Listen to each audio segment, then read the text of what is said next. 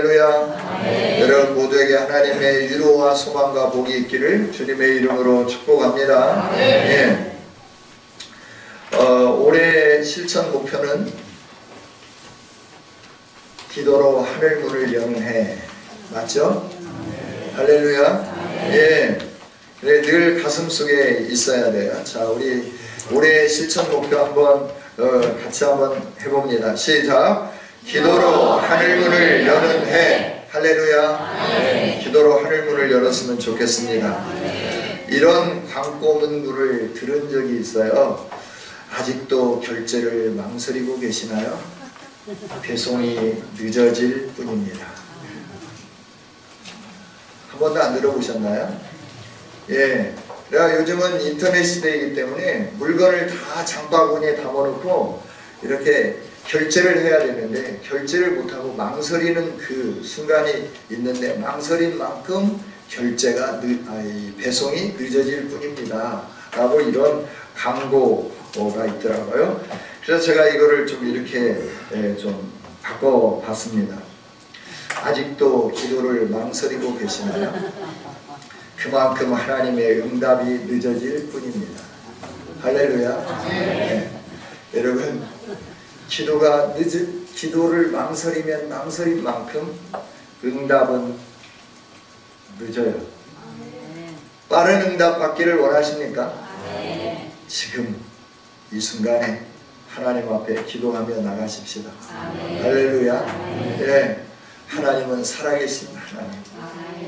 오늘도 우리의 기도를 들으시는 하나님. 그 기도가 땅에 떨어지지 않게 만드신 하나님이시잖아요. 이 좋으신 하나님이 말씀하셨어요. 너는 내게 부르짖으라. 내가 내게 응답하겠고 내가 알지 못하는 크고 은밀한 일을 내가 너에게 보이리라. 할렐루야. 이 약속을 하신 분은 온 우주 만물을 창조하신 분, 일을 지어서 그 일을 성취하시는 분, 여호와라 이름하는 나 여호와라 이름하는 자가 너에게 바란다 라고 말씀을 하셨잖아요. 이 하나님을 믿는 저희들로서 정말 기도를 망설이지 마시고 무릎 꿇고 기도와 무릎 하나님이 주시는 응답이 속히 우리에게 도달할 수 있도록 우리 함께 기도하며 나가기를 주님의 이름으로 축복합니다. 네, 오늘 그래서 이런 의미에서 기도할 수 있는데 우리 함께 찬양을 한번 해보고 그리고 이제 이렇게 말씀을 한번 생각해 보도록 하겠습니다. 예. 뭐 반주 없이 그냥 우리 하죠. 무반주가 참 좋은 것 같아요. 우리 목소리로. 자, 함께 찬양하도록 하겠습니다. 기도할 수 있는데 왜 걱정하십니까? 기도하면서 왜 염려하십니까? 기도할 수 있는데 기도할 수 있는데 왜 실망하십니까? 기도하면서 왜 방황하십니까? 주님 앞에 무릎 꿇고 간구해보세요. 마음을 정결하게 뜻을 다하여 기도할 수 있는데 왜 걱정하십니까? 기도하면서 왜 염려하십니까? 주님 앞에 무릎 꿇고 간구해 보세요. 마음을 정결하게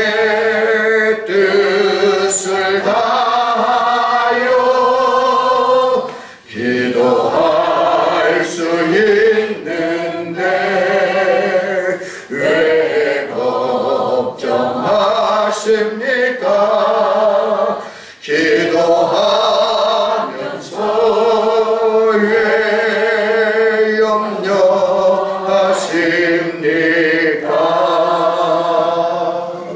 아멘. 아멘. 우리에게 무기가 있다고 하면, 우리에게 무기가 있다고 하면 답 좀 해보세요. 우리에게 어떤 무기가 있나요? 예, 기도가 있습니다. 기도는 원자폭탄보다도 더 크고 강합니다. 할렐루야. 예, 코로나 바이러스 두렵죠. 그래서 사람들이 많이 모이는 곳에 안 가려고 그러는 것 같아요. 예배도 쉬고 싶은 그런 마음이 있을 수도 있어요. 예, 서울의 영동교회는 이 바이러스 감염자가 다녀간 곳에 다녀온 사람이 있어서 문을 닫았어요. 예배를 못 드리는 거예요. 할렐루야. 아니 뭐 다른 데 가서 모여서 드리면 되지. 아니요. 거기에 그 시간에 간 사람들은 어디도 못 가요. 집에 있어야 돼요. 그래서 그 질병본부에서 통제하는 통제를 이렇게 받아야 돼요. 그게 지금 오늘 우리 실정이잖아요. 근데 우리는 건강하니까 함께 모여서, 예, 예, 기침하는 사람이 하나도 없으신 것 같아요. 기침할 때는 에티켓을 가지고 이렇게. 할렐루야. 두려워하지 마십시오. 놀라지 마십시오. 예, 하나님이 함께 하십니다. 그래서 막 천지 개벽이 일어날 것 같고 막 그런데 두려워할 필요가 없어요. 하나님 말씀하셨잖아요. 약속을 해주셨잖아요. 내가 새 일을 이루겠다고. 그 일을 곧 이루어 주시겠다고. 오라, 이제 내가 나타내 보일 것이다. 할렐루야. 광야에 길을 내고 사막에 강을 내고 그 강물을 내 백성들이 떠서 마시고 그로 인하여 타주도 승냥이도 나를 찬송하게 할 것이다. 할렐루야. 네, 아무리 악한 자라 하더라도 우리의 삶 가운데 역사하시는 하나님을 보면서 그들이 하나님을 찬송하게 된다 하는 거예요. 그래서 우리는 하나님이 우리를 지으신 줄 믿습니다. 왜 지었느냐? 하나님의 찬송이 되게 하시려. 할렐루야. 우리가 뭐 하나님을 찬양하게, 내가 하나님을 찬양하게 하기 위해서 지으신 게 아니라 우리가 하나님을 믿음으로 하나님이 위대한 역사를 이루시는 것을, 우리 안에 위대한 역사를 이루시는 것을 주변에 있는 사람들이 보는 거예요. 타도도 보고 승냥이도 보는 거예요. 그래서 그들이 어떻게 해요? 우리를 보면서 하나님을 찬송하게 하겠다라고 하는 거예요. 그러니까 우리가 하나님의 찬송이 되도록 우리에게 역사해 주시겠다 약속을 해 주신 거예요. 할렐루야. 이 복이 임하기를 주님의 이름으로 축복합니다. 네. 우리 가정이 참 중요하죠. 저와 여러분의 가정이 믿음의 가정이 되기를 소망합니다. 네. 이 믿음의 가정이 되어야 되는데 오늘날은 이 가정 자체가 자꾸 이렇게 깨지고 그래서 이 가정이 점점 어려워지기 시작하고 그래야 나라가 굉장히 어려워지기 시작하고 이 모두가 다 자기 중심으로 이렇게 살아가는 이때가 된 것 같아요. 그러나 저와 여러분의 가정은 믿음 안에서 아름답게 세워지는 가정이 될 수 있기를 주님의 이름으로 축복합니다. 이 가정이 왜 중요하냐 그러면 가정에서 섬김도 배우고요. 가정에서 존경하는 것도 배우는 거예요. 부모님에게 어떻게 존경하는가. 옛날 어른들은 아침에 일어나면 항상 어떻게 했어요? 어른, 아버님, 어머님이 계시는 곳에 가서 방문을 열고 한문으로는 우리 김재희 집사님이 잘 하시는데 네, 방문을 열고 어른에게 인사를 드리는 거예요. 편안히 주무셨습니까? 간밤에 어려운 일은 없으셨습니까? 근데 요즘은 자녀들이 부모님에게 인사를 안 해요. 부모님이 찾아가서 인사해야 돼. 아쉬워가지고 잘 잤냐? 막 이러면서 하는 거야. 오늘 너가 복이야. 복이니까 복으로 기쁘게 살자. 막 이렇게 해야 돼. 얼리고 달래고 막 이래도 자녀들이 집에 있으려고 안 해. 왜냐하면 독립하고 싶다는 거야. 왜 독립하고 싶을까요? 간섭이 싫으니까. 내 마음대로 하고 싶으니까. 이게 자꾸 이런 것들이 깨지기 시작하니까 가정의 이 아름다움이 깨지니까 섬김도 없고 배려도 없고 협동심도 없고 존경심도 없는 거예요. 어른에 대한 존경심도 없어요. 그래서 그냥 어른이 계시든 안 계시든 하고 싶은 대로 하는 거예요. 옛날에는 어른들이 지나가시면 멈춰 있다가 어른들이 딱 지나가실 때 알든 모르든 안녕하셨습니까? 식사 시간이 지나면 진지 잡수셨습니까? 인사를 하는 것이 이게 우리의 미덕이었잖아요. 그리고 인사를 얼마나 안 했으면 저희 국민학교 다닐 때는 고미안 운동도 펴었어요. 고맙습니다. 미안합니다. 안녕하십니까? 고미안 운동. 기억나시죠? 네. 이런 운동을 펼치고 이런 것들을 하면서 생활에 하면서 이렇게 했다라고 하는 거예요. 오늘날 이렇게 가정이 무너져 저와 여러분의 가정은 믿음으로 아름답게 세워지는 가정이 될 수 있기를 주님의 이름으로 축복합니다. 그래서 왜 가정이 소중하느냐 그러면 교육이 가정에서부터 이루어지기 때문에 이 가정이 소중한 거예요. 모든 교육이 어디에서부터 일어나느냐 그러면 가정에서부터 일어나기 시작하는 거예요. 그래서 참 부끄럽지만 이 부부간에 일어나서 서로 이렇게 존경하고 사랑을 고백하고 섬기고 이런 일들이 가정 안에 있어질 때 자녀들은 자연스럽게 그걸 배우지 않을까요? 그렇죠? 아 그렇구나, 이렇게 존경하는 거구나, 남편에 대해서는 이렇게 하는 거구나, 아내에 대해서는 이렇게 하는구나, 이렇게 배울 건데 일어나자마자 그걸 가지고 와. 양말 어디 있어? 열심히 이렇게 하려 하는데 뭐 국이 이렇게 짜냐? 아, 참 너희 오빠가 무슨 뭐 소금 장사하냐? 뭐 이래서 하고 이러면 곤란하다라고 하는 거죠. 다 제 얘기예요. 제가 참 이걸 언제 깨달았냐면 최근에 깨달았는데 철드니까 철들자 뭐 주님이 데려가신다고 참 불안하기도 해요. 예. 리모컨 하나도 제가 이렇게 제 손으로 찾지를 않았어요. 누워가지고 리모컨 물을 양말 좀 벗겨주고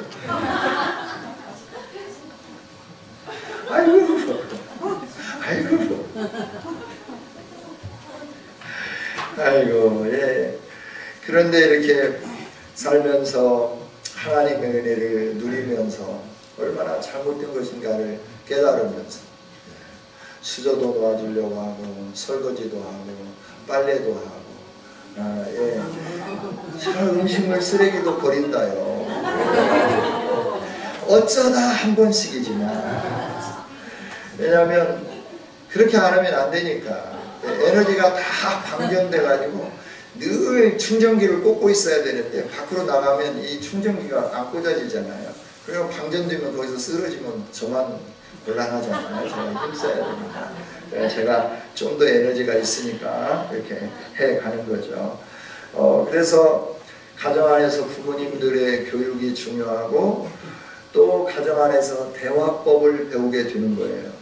그리고 존중하는 법도 배우고 섬기는 것도 배우고 협동심도 배우고 그래서 가족이라고 하는 울타리를 통해서 가족이 무엇이냐, 어려운 일이 있으면 함께 그 어려운 일을 극복해내려고 힘을 모으는 거다. 그래서 내가 힘들어도 상대가 어려우면 이 형제가 어려우면 그 형제를 돕는 거다. 이런 것들을 이렇게 배우면서 성장하는데 그런데 그렇게 아름다운 가정이 자꾸 무너지게 되니까 오늘날 같이 세상이 힘들고 어려워졌다 하는 거죠. 그러면서 이제 무엇보다도 믿음의 가정으로 세우는 것이 정말 아름다운 일이다 하는 거예요. 오늘 본문에 뭐라고 말씀하시냐 그러면 20절 한번 읽어보겠습니다. 시작. 후일에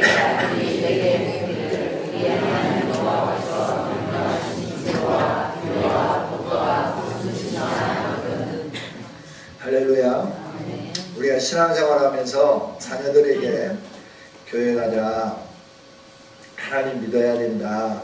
그럴 때 자녀들이 순수하게 순종하면서 아빠가 말씀하셨으니까, 엄마가 말씀하셨으니까 그래 내가 신앙생활 해야지, 교회 가야지. 엄마를 사랑하니까 엄마가 원하는 게, 아빠가 원하는 게 아침에 일찍이 일어나서 세수하고 교회 가는 거니까 내가 교회 가야지. 이러는 자녀들이 있나요?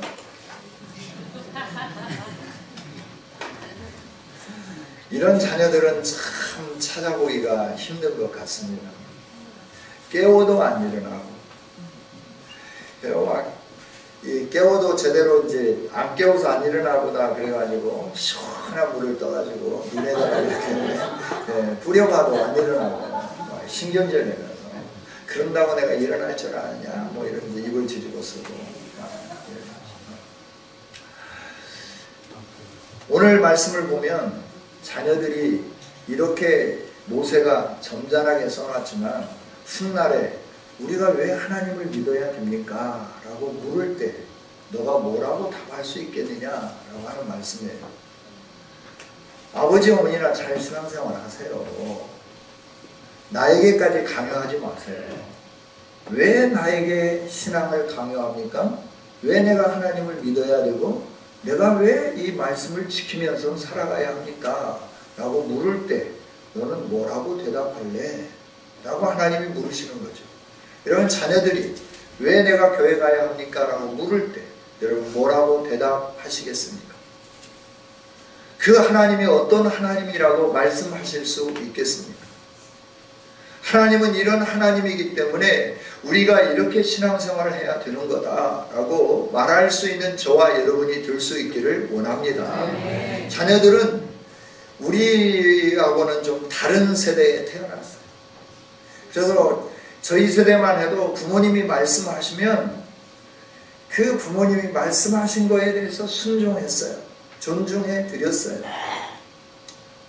가끔 뭐 갔다가 도망 나오기는 했을지 모르지만 그래도 가는 것은 어김없이 갔다라고 하는 거죠. 그런데 요즘은 그러지 않습니다. 간다고 해놓고 다른 곳으로 새기도 합니다. 그러죠? 네, PC방에 가기도 하고 친구들하고 놀러 가기도 하고. 그래서 와보면 없어요. 없으니까 어떻게 해요? 속상하기도 하죠. 힘들기도 하죠. 이 녀석을 죽이지도 못하고 살리지도 못하고 어떻게 할 거냐라고 하는 거죠. 그러나 하나님이 원하는 건 뭐냐 그러면 너희 훗날에 후대에 가서도 너희 자녀들이 신앙생활을 잘하는 너희의 가문이 되어야 한다라고 말씀해 주는 거예요. 저와 여러분이 신앙생활 잘하는 거 중요합니다. 이 신앙이 나에 대해서 끊어지면 안 됩니다. 이 신앙이 계승되어져 가야 합니다. 그래서 저와 여러분의 가정이 이 신앙을 계승해가는 아름다운 가문이 되어지기를 원합니다. 이름만 있는 가문이 아니라 진실로 하나님이 어떤 분인가를 알면서 그 하나님 앞에 예배하는 아름다운 신앙의 공동체, 아름다운 신앙의 가정으로 저와 여러분이 세워져 가는 믿음의 리더들이 될 수 있기를 주님의 이름으로 축복합니다. 이게 뭐냐 그러면 다음 세대를 준비해 가는 거예요. 저와 여러분이 어떻게 다음 세대를 준비해 가냐, 우리 노년을 어떻게 준비해 갈 수 있을 건가. 대부분 이 노년을 준비해 가는데 이 세상에서 노년을 준비하는 것은 한 가지인 것 같아요. 내가 병들어도 자녀들이 별로 이렇게 내게 매번 와서 간병하지 않을 거니까 간병인을 둘 수 있는 어떤 후속 조치를 미리미리 준비하는 거예요.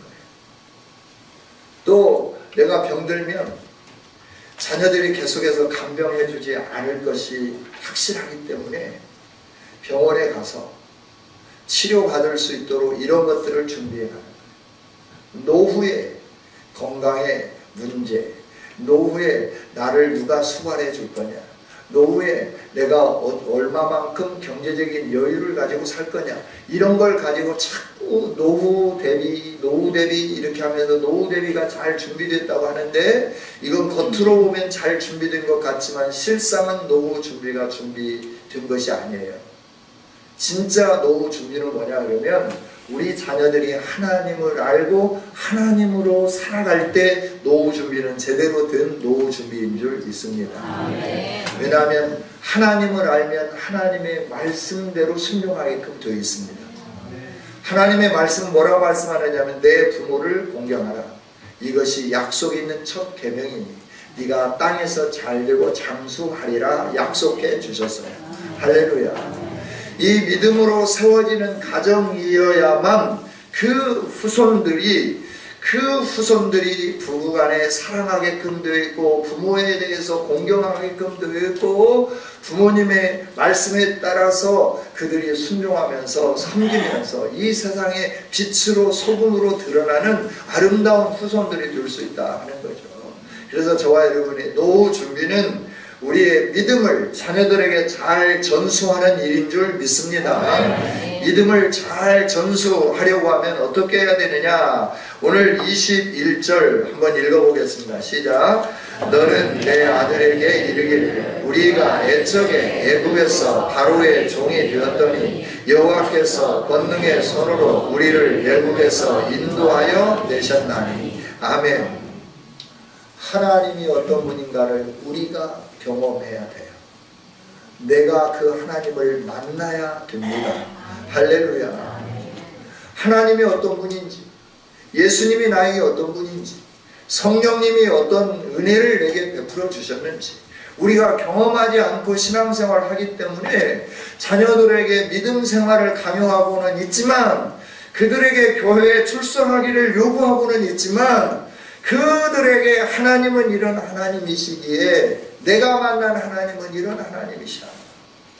내가 초등학교 시절에 교회에서 성경학교 공부를 할 때 다니엘 이야기를 들었는데, 그때 다니엘에게 역사하셨던 하나님이 이런 하나님이라 그랬는데, 내가 다니엘같이 하나님을 의지하면서 믿음으로 하나님께 구했더니 하나님이 나에게 지혜를 주셔서 오늘의 내가 있게 되었답니다 라고 하는 하나님에 대한 경험이 자녀들에게 전달되어져야 된다 하는 겁니다.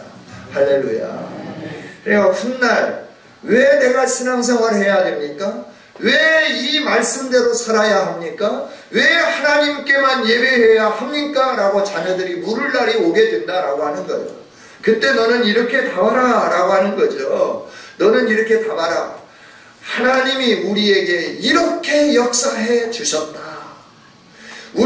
너의 할아버지에게, 너의 증조 할아버지에게 하나님이 이렇게 역사해 주셔서 그 할아버지가 생생하게 하나님이 이런 분이심을 경험하고 그 할아버지가 엄마에게, 아빠에게 그 하나님을 알게 해주셨고 내가 그 하나님을 만났기 때문에 오늘 너도 이렇게 신앙생활하면서 이 하나님을 만나기를 원하노라 라고 전달해 줘라 라고 하나님 말씀을 해 주시는 거죠. 할렐루야. 여러분 주님을 만나셨습니까? 여러분 주님을 만나기를 원합니다. 예수님을 만나기를 원합니다. 하나님됨을 경험하기를 원합니다. 할렐루야. 하나님의 하나님됨을 경험하는 것이 은혜입니다. 오늘 주일 학생들에게 창세기 12장에 있는 말씀을 가지고 제가 설교를 했어요. 설교를 하면서 우리는 아브라함 그러면 믿음의 조상, 그래서 우리가 범접할 수 없는 그런 분으로 이렇게 생각을 해요. 물론 우리의 믿음하고 그분의 믿음하고 이렇게 비교를 해보면 범접할 수 없을 만큼 믿음이 크신 분은 확실해요. 그런데 처음부터 그렇게 믿음이 크신 분이었느냐? 그럴 때 아니다 라고 하는 거예요. 아브라함이 하나님의 부름을 받을 때 그가 행한 일이 뭐냐 그러면 우상장사를 했다 그랬죠. 그러면 아브라함 당시의 시대는 뭐냐 그러면 수메르 시대예요.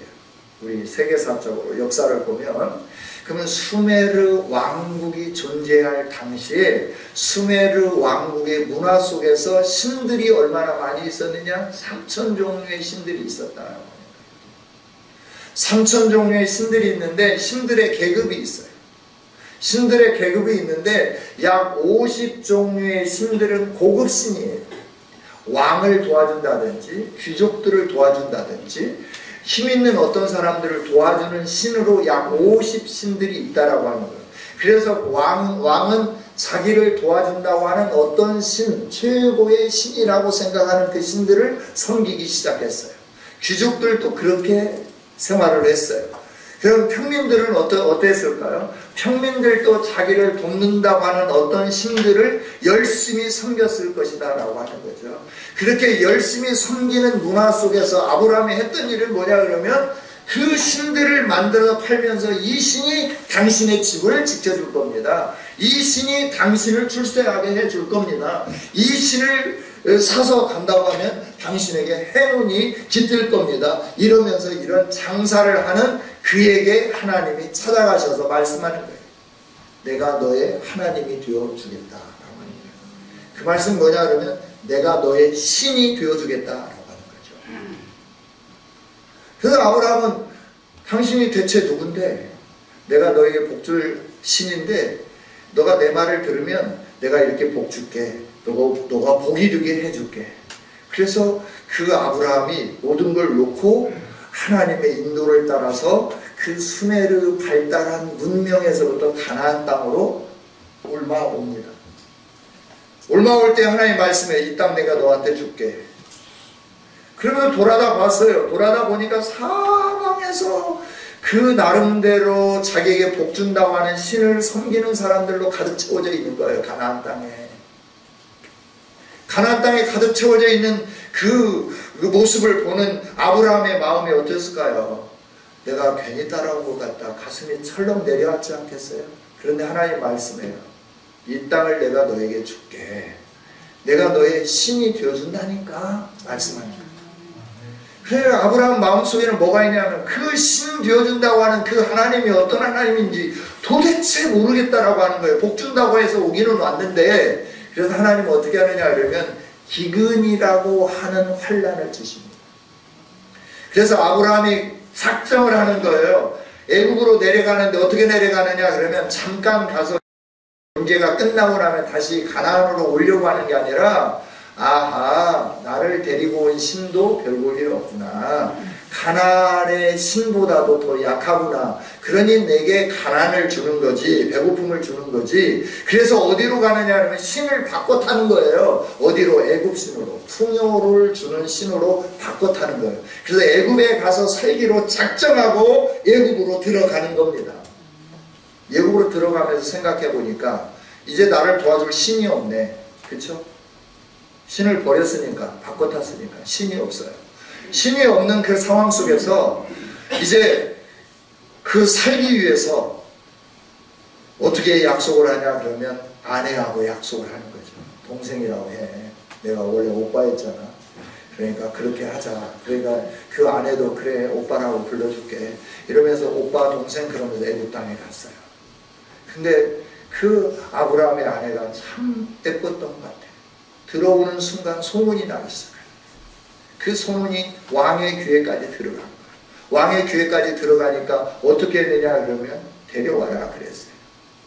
그냥 아내라고 말도 못하고 오빠니까 오빠가 손수 가서 다쳤을 것 같아요. 그리고 아브라함은 가슴 냉아리를 하네. 배고파서 좀 도움 얻으려고 왔더니 배고픔은 해결된 것 같은데 사랑하는 아내를 잃어버렸어요. 얼마나 답답하겠어요. 얼마나 힘들겠어요. 그때 하나님이 아브라함에게 가르쳐 주시는 거예요. 나는 가나안의 신보다 큰 하나님이고 애굽의 신보다 더 큰 하나님이다. 이걸 깨우쳐 주시는데 어떻게 깨우쳐 주시냐면 바로에게 찾아가십니다. 이놈! 너 지금 무슨 짓 했어? 내 사랑하는 사람의 아내를 뺏어갔어? 나쁜 놈! 바로가 깜짝 놀랐어요. 그 사람의 아내인지 몰랐어요. 그 사람이 자기 동생이라고 해서 데려왔는데요. 아니야! 그 사람의 아내야. 돌려보내. 안 돌려보내면 내가 너를 죽이겠다. 바로가 그 하나님 앞에 무릎 꿇고 사라를 돌려보냅니다. 은금 패물과 함께 짐승들과 함께 바리바리 싸서 용서해다오. 너가 섬기는 신이 이렇게 큰 신인지 몰랐다. 내가 섬기는 신보다도 더 크고 위대한 신을 네가 섬기고 있구나. 그 신이 너를 이렇게 지켜주는 거라. 그러니 이 재앙이 내게서 떠나갈 수 있도록 네가 제발 좀 너의 신에게 좀 부탁 좀 해다오. 그러면서 그 뇌물이라고 해야 될까요? 뇌물을 아브라함에게 바리바리 싸가지고 주면서 가라고 만드는 거예요. 그것을 통해서 아브라함이 나를 부르신 하나님이 어떤 하나님인가를 느끼기 시작하는 거예요. 여러분, 우리를 부르신 하나님이 어떤 분이신지 느끼셨습니까? 배우셨습니까? 여러분의 인생 속에 그 하나님이 어떤 하나님인지 가슴 속에 각인되어 계십니까? 그 하나님이 계신다고 하면 그 하나님을 여러분의 후손들에게 전달해 드리기를 원합니다. 우리 자녀들이 왜 하나님을 믿어야 하는지를 모르는 겁니다. 왜 교회에 가야 되는지를 모르는 겁니다. 왜 하나님 앞에 예배해야 되는지를 모르는 겁니다. 왜냐하면 내가 언제 한번 내가 만난 하나님을 자녀들에게 가르쳐줘 본 적이 없는 거예요. 그냥 목사의 신분으로서 목사의 자식이니까 무조건 교회 가야 되고 무조건 일해야 되고 무조건 순종해야 되고 다른 사람들이 뭐라고 말하든지 간에 너는 죽었다 생각하고 그렇게 해야 된다라고 강요를 했다라고. 그건 믿음이 아니었어요. 그건 순종이 아니었어요.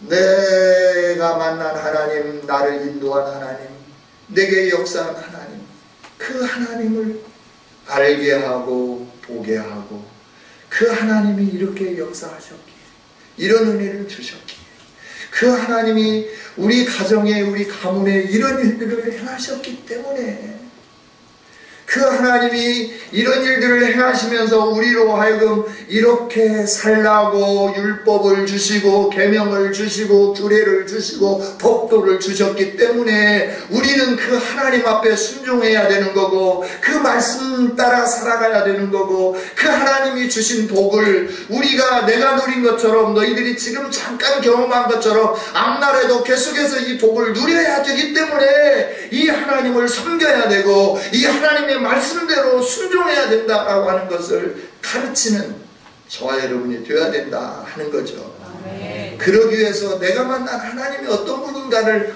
알아야 된다라고 하는 거예요. 그거를 21절부터 말씀을 해주는 거죠. 22절에서도 말씀해 주면서 목전에서 크고 두려운 이적을 나타내시고 기사를 나타내시고 애굽과 바로의 그 온 집안에 하나님의 이 두렵고 크고 놀라운 이적과 기사를 행하시면서 우리 조상들에게 말씀하신 대로 맹세하신 대로 이 땅을 우리에게 주었고 우리가 들어오게 되었고 우리가 여기에 살게 되었단다. 하나님이 이런 은혜를 우리에게 주셨단다. 그래서 우리는 이 하나님의 말씀대로 살아야 하는 것이란다. 그래서 우리는 이 하나님을 섬기면서 살아야 하는 것이란다 라고 미래를 준비하고 가르치는 믿음의 선진들이 되어야 된다라고 하는 것을 하나님이 오늘 말씀을 해주시는 거예요. 여러분, 우리 하나님 말씀대로 믿음의 선진들이 될 수 있기를 원합니다.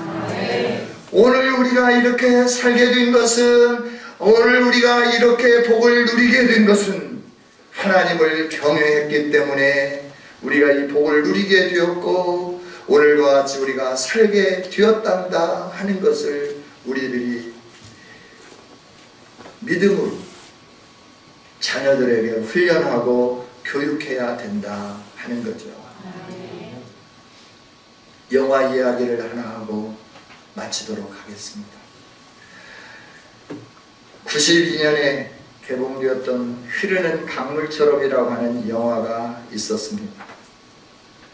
이 영화는 시카고 대학의 맥클린 교수의 자서전과 같은 영화라고도 합니다. 이 영화의 그 주제는 아버지의 영향이라고 하는 주제인데 아주 인상 깊은 영화였습니다.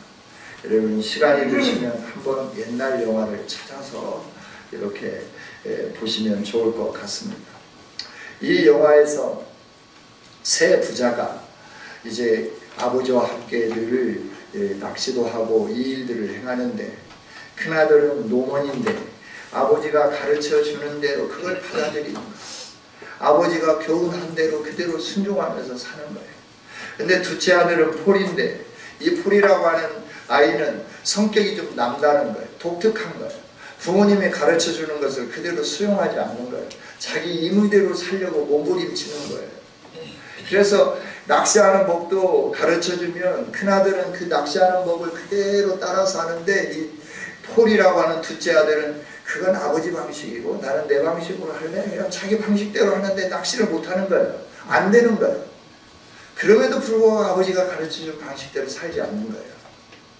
그러면서 이 폴이 이제 어떻게 하느냐 그러면, 좋지 않은 사람들하고 어울리면서 아버지처럼 책을 좋아하고 시를 좋아하고 가족적이고 이런 삶이 아니라 그냥 독특한 삶, 친구들하고 어울리는 삶, 그래서 부모님의 가르침을 싫어하는 삶, 이런 삶을 살면서 이 개성대로 살아가겠다라고 결심하면서 살다가 결국은 어떻게 되느냐 그러면, 이 도박 갱단에 들어가서 동네 도박하는 사람들의 손에 의해서 총에 맞아 죽는 그것으로 끝나게 되는 거예요. 여러분, 이 영화가 주는 내용, 교훈이 무엇일까요? 우리 부모가 자녀들에게 가르침이 얼마나 소중한가 하는 것을 가르쳐 주시는 거예요. 자녀들의 개성도 좋습니다. 독특성도 좋습니다. 그러나 그 개성과 독특성을 살리더라도 부모님의 순종 아래서 개성과 독특성이 살아날 수 있도록 지도하는 저와 여러분이 되어줄 수 있기를 원합니다. 오늘 우리는 우리 자녀들을 믿음으로 키워갈 수 있도록 답을 준비하는 아름다운 삶을 살아갈 수 있기를 원합니다. 왜 교회에 가야 합니까? 왜 신앙생활을 해야 합니까? 물을 때 하나님은 이런 하나님이시랍니다. 하나님이 아빠의 인생에 이렇게 개입해 주셨다. 엄마의 인생에 이렇게 개입해 주셨다. 우리 가문에 이렇게 개입해 주셨다. 그래서 그 개입하신 하나님이 말씀하시는 대로 순종했더니 오늘 이 복을 누리게 되었답니다.